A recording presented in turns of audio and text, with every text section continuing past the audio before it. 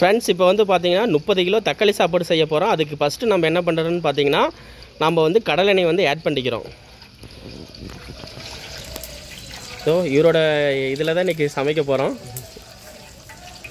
இவர் பேர் சந்திரசேகர், சித்தூரில் கேட்ரிங் வச்சு நடத்திட்டுருக்காரு. கேட்ரிங் நேம் வந்து சபரிகிரி. பிரியாணி தலை ஆட் பண்ணிக்கலாம்.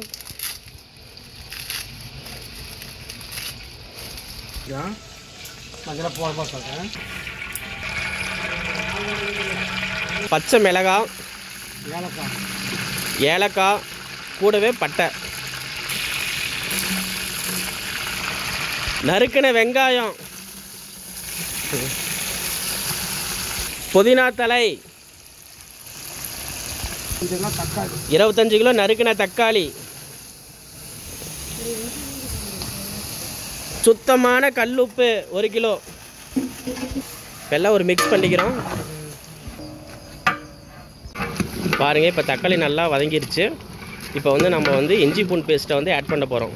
இப்போ வந்து இஞ்சி பூண்டு சின்ன வெங்காயத்தை வந்து ஆட் பண்ணிட்டோம். வீட்டில் அரைச்ச பிரியாணி மசாலா பொடி ஆட் பண்ணிக்கிறோம். இப்போ நல்லா கொதி வந்துருச்சு. இப்போ வந்து ரைஸ் ஆட் பண்ணிக்கலாம்.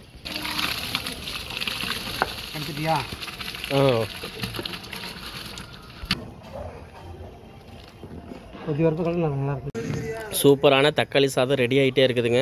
30 கிலோ தக்காளி சாதம் தம் போட்டோம்னா சும்மா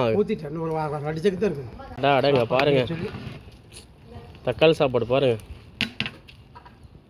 பார்க்க அப்படியே பிரியாணி மாதிரியே இருக்குது.